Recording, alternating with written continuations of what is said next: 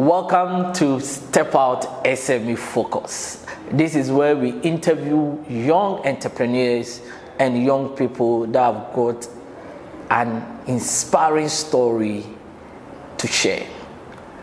And we are bringing this to you because we believe that on the continent of Africa, a lot of young people have given up. They think there is no hope.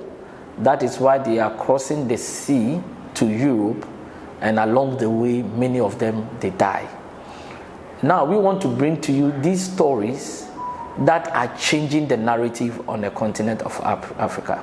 Young people that have taken bold steps, business startups that are changing the narrative in their own small way. And that is what the Step Out SME Focus is all about.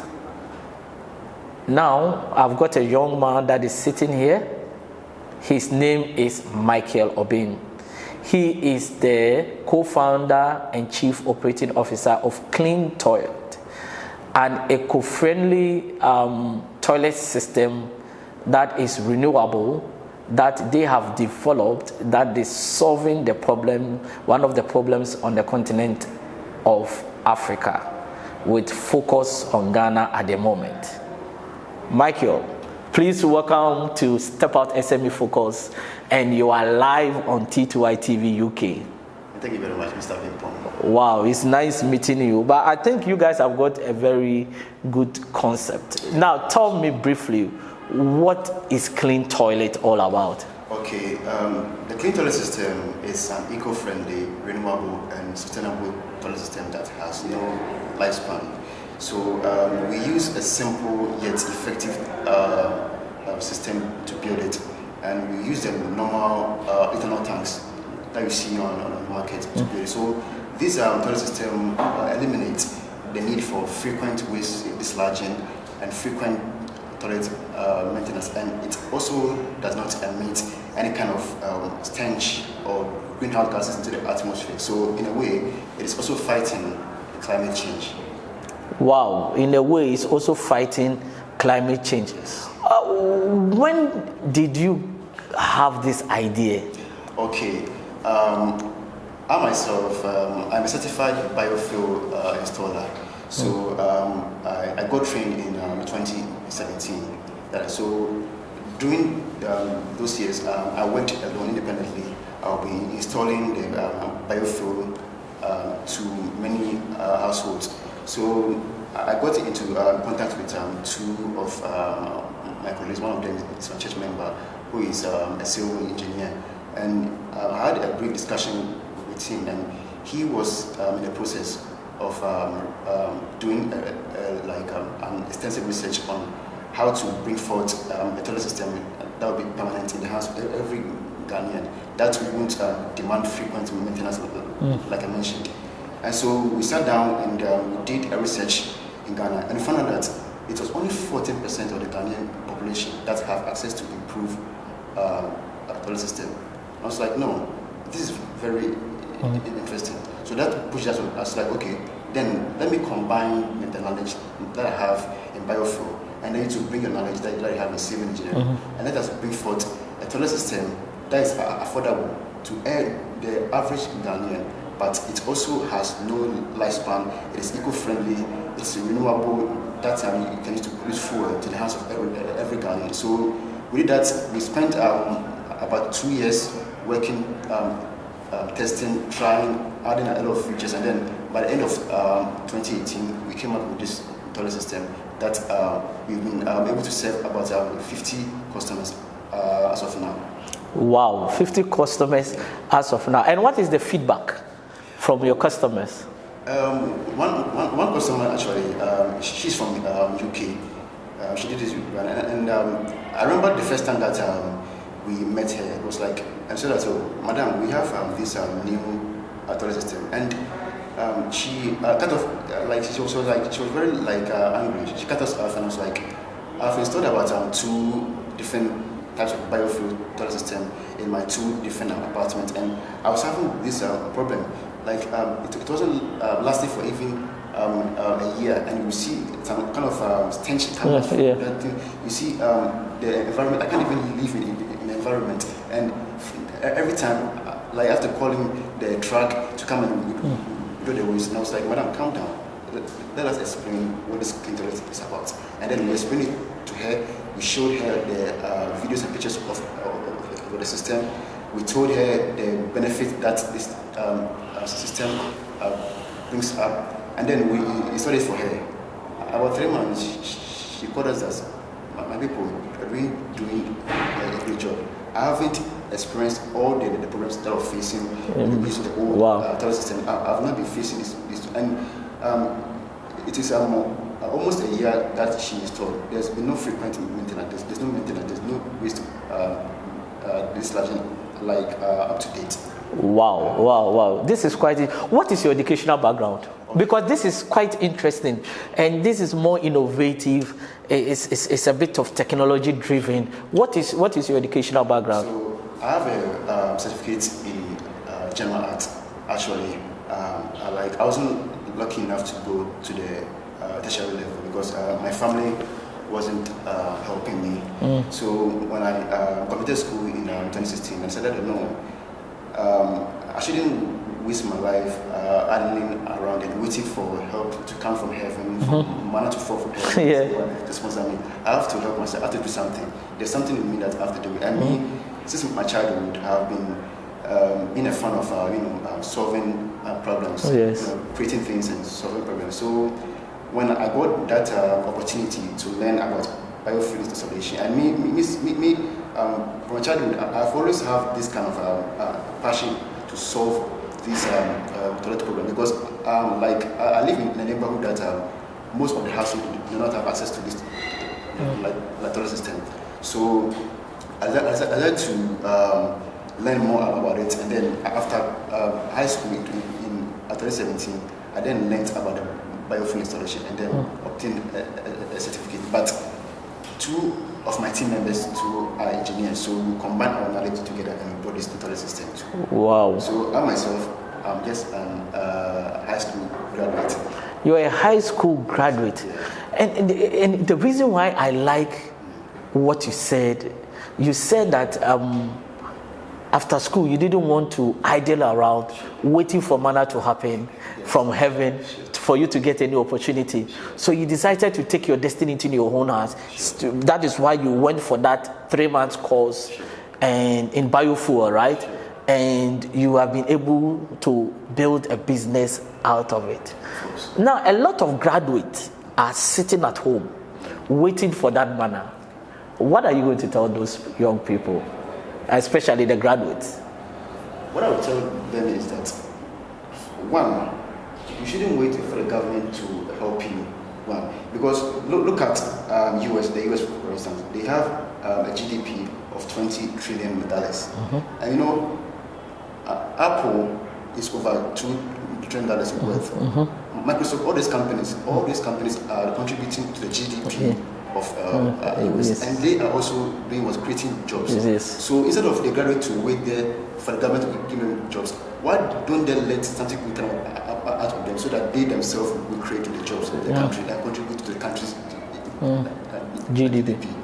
Wow. So what I would tell them is that they should sit down, they should study the trends of the market, and then they should try to leverage on that trend on the market and create something out of it. Wow. Meaning that they should start thinking, There is a saying that the most hardest thing to do is to think. It's not easy. Yes. Come up with something. Yes. It's not easy. Yes. Because let's say I've been there. It's not easy. Sometimes you work in solitude doing this. This is how should I do this? How should I do this? Okay, I should do it this way. I should do it this way. I should do it. You're thinking a lot of things and coming up with a lot of ideas.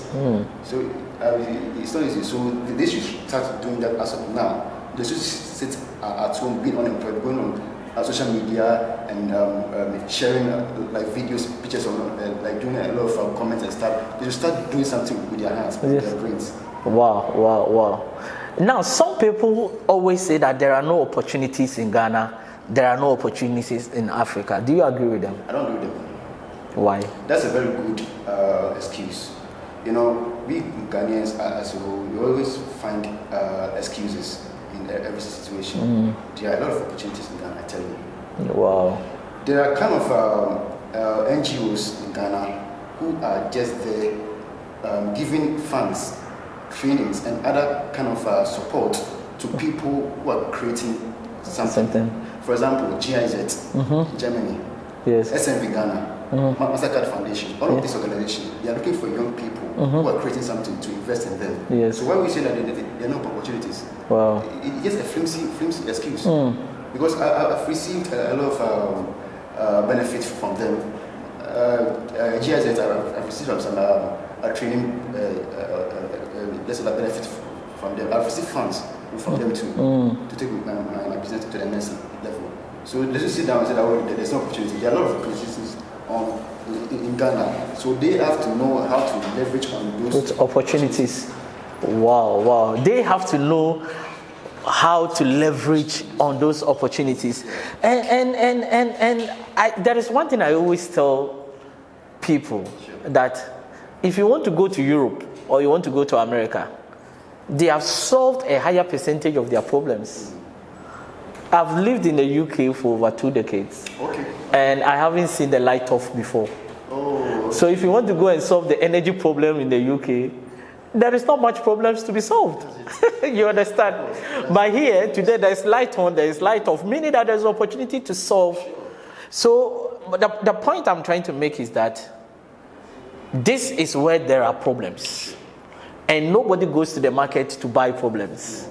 Everybody goes to the market to find a solution to their problem. So if we are on a continent that there are so many problems, it means that we are sitting on gold. Of course. Seriously. But we don't see it that way. Because, no offense, because we don't really think. Wow. The youth especially. We don't really think far. Let me put it that way. Like we only see what was before, let's say our nose. We don't think beyond the box. Because in this, for example, we are in the waste management industry, and there are a lot of hidden markets in the waste management industry that you have to think outside the box before you see that. But we have thought outside the box, and we have seen those markets, and we were not poised to leverage on those markets. Wow. So if you don't think, you cannot see it. Yeah. I even say, don't think outside the box. Get rid of the box. Throw that box away. You don't need to think outside it. Because you can easily throw it away, isn't it? The box is not heavy. Yes. But what do you think the future holds for young people in Ghana? Well, in Africa as a whole. Africa, because in every country, especially in Ghana, the active workforce is the youth. So when the youth stand up right now, say that no, we have to do something for ourselves, we have to do something to contribute to our country's growth. I tell you, there are a lot of opportunities right there that they can do, that can benefit them and also benefit we are in the country. Wow. There are a lot of opportunities right there. Wow. If you want to become an entrepreneur, if you want to acquire knowledge, you want to acquire skills that you can use to grow yourself, those around you in your country, it's easy. There are a lot of opportunities out there. Wow. So with clean toilet, what is the future for next year, next 3 years, the next 5 years, or the next decade? Okay, currently we are our vision is to ensure that about 70% of all Ghanaian households have access to the clean toilet by the year 2030. Wow. This toilet system is the future because go to the coastal areas that we have in Ghana. Central region, Greater Accra region, Western region. You go there and you see people defecating on the beach. Yes. You go to some parts of the country, you see we practice open the defecation. Why is it that? Because we don't have access to, let's say, like toilet systems. And most of these improved toilet systems on the market are very expensive that the average Ghanaian is not able to patronize what we want. So you see, so our whole toilet system is about to clear all these problems that Ghanaians are facing too. And also, we're also planning to leverage on the African Free Continental Trade Area, yes, AfCFTA, so that this toilet system will reach countries like Kenya, Tanzania, Uganda, where all these people are facing these kind of problems, these toilet problems. So the toilet has a very great future and it has a very booming market.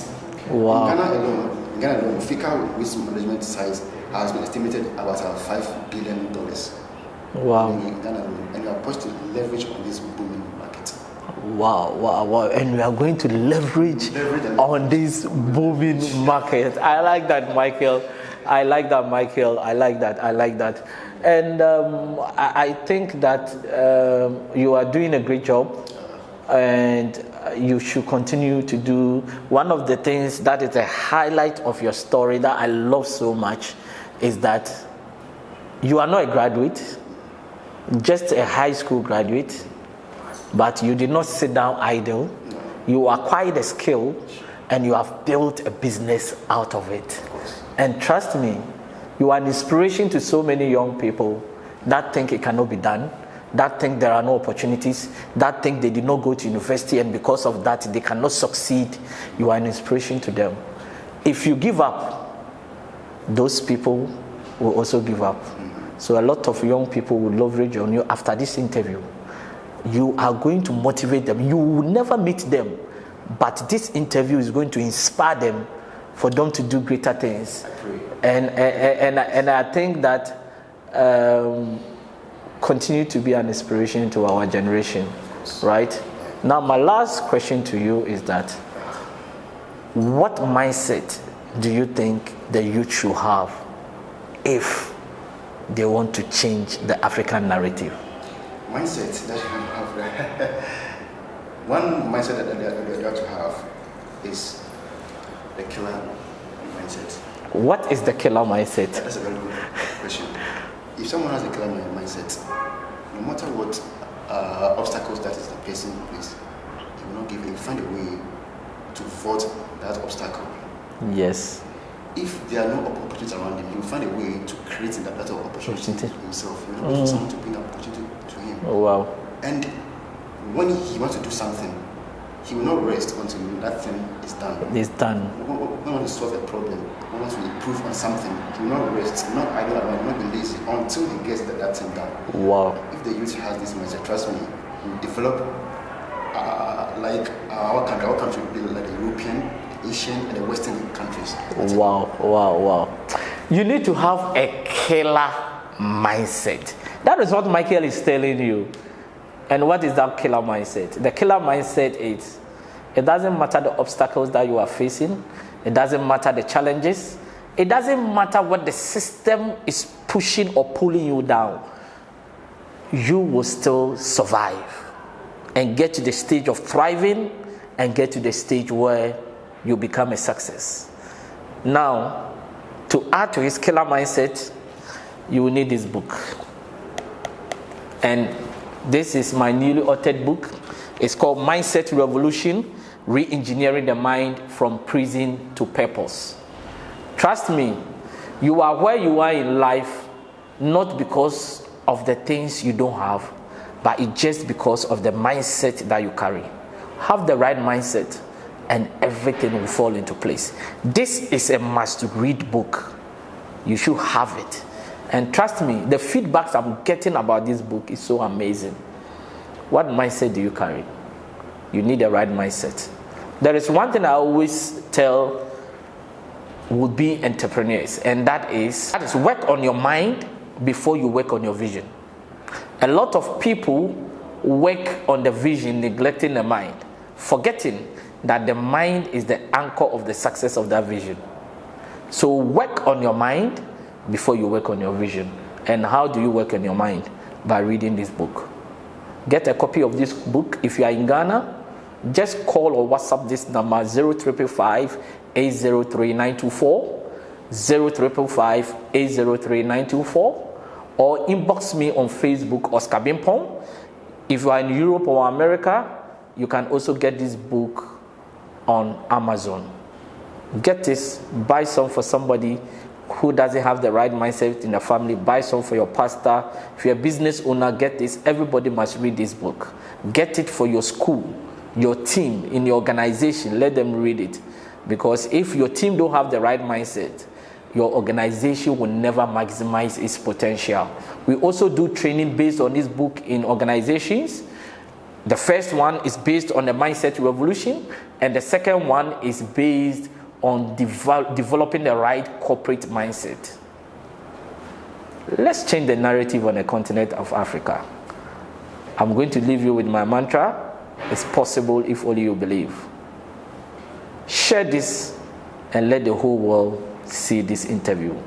Thank you, Michael, for coming on the Step Out SME Focus live on T2i TV UK. It's a pleasure to meet you. Thank you. It's a pleasure too. Wow. Thank you.